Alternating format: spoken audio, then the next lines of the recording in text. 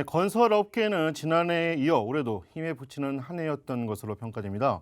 정부의 계속되는 부동산 규제 정책으로 인해 주택 시장이 꽁꽁 얼어붙으면서 여기저기 한숨을 내쉰 상황이었는데요. 규제로 인한 어려움 외에도 어떤 이슈들이 있었을까요?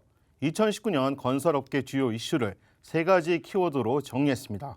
서청석 기자의 보도입니다. 2019년 건설업계는 생존을 위한 변화를 꾀했던 한 해였습니다. 국내외 건설 수주가 줄고 재개발 규제까지 겹치며 재정비 사업 수주에 대한 건설사들의 경쟁이 치열했습니다.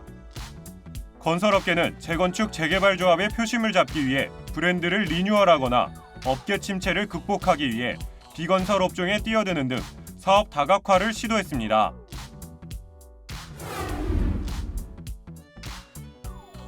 (2019년) 건설업계는 앞다퉈 브랜드 리뉴얼을 단행했습니다. 기존 브랜드를 강화하거나 고급 브랜드를 런칭하기도 했습니다. 현대건설은 자사 아파트 브랜드 힐스테이트의 디자인과 컨셉을 새롭게 정립했고, 현대엔지니어링과의 브랜드 품질 기준 매뉴얼을 발표해 힐스테이트의 인지도를 높였습니다. 올해 힐스테이트는 새롭게 리뉴얼을 마쳤기 때문에 그 라이프스타일 리더의 컨셉에 맞춰서 양상 똑같이 이제 소비자들에게 좋은 주거 문화를 제공하기 위해 노력을. 대림산업은 고급 브랜드 아크루를 리뉴얼했습니다. 기존 아크루 거주자를 대상으로 분석한 개선점을 바탕으로 브랜드의 사업 전략, 디자인, 서비스 등을 개편했습니다. 대우건설은 푸르지오의 대변신을 선언하며 건설업계 리뉴얼 흐름에 동참했습니다. 약 1년간의 준비로 브랜드 철학, 디자인, 상품까지 바꾸며 푸르지오의 브랜드를 재정립했습니다. 롯데건설은 고급 브랜드 르웨를 발표하며 DH, 서밋, 아크루 등과 함께 고급 아파트 브랜드 라인업에 동참했습니다. 이 밖에도 하나건설은 포레나를, 호반건설은 호반서밋 등으로 아파트를 리뉴얼했습니다.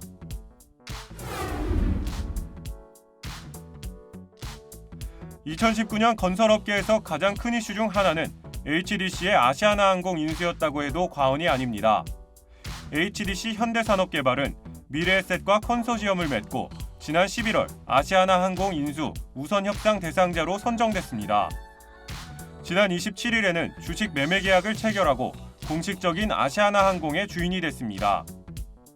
인수 후에도 신형 항공기와 서비스 분야에 지속적인 투자가 이루어져 HDC 그룹은 항공 산업뿐만이 아니라 나아가 모빌리티 그룹으로서 한 걸음 도약하는 계기가 될 것입니다. 건설업은 물론 항공산업, 호텔 사업에 모빌리티 그룹으로 나아가겠다는 포부를 밝히며 사업 다각화 의지를 드러냈습니다.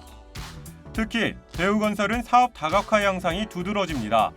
신사업 추진을 전담하는 부서를 만들어 활발한 사업 확장을 도모하고 있습니다.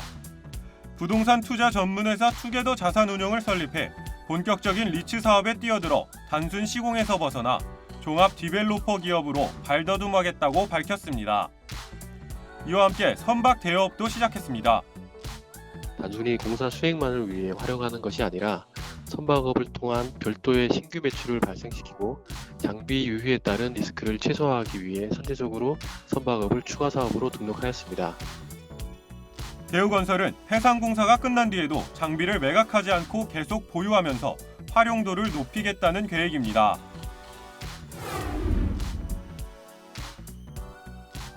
부동산 시장의 침체로 새로운 사업 수주가 힘들어지자 건설사들은 재개발 재건축 정비 사업 수주에 사활을 걸었습니다. 강북 재개발 최대어로 꼽히는 한남 3구역은 재개발 수주권을 두고 혈전이 벌어졌습니다. 수주 전에는 여러 건설사가 참여했지만 최종까지 치열한 경합을 펼친 건설사는 현대건설, 대림산업, GS건설이었습니다.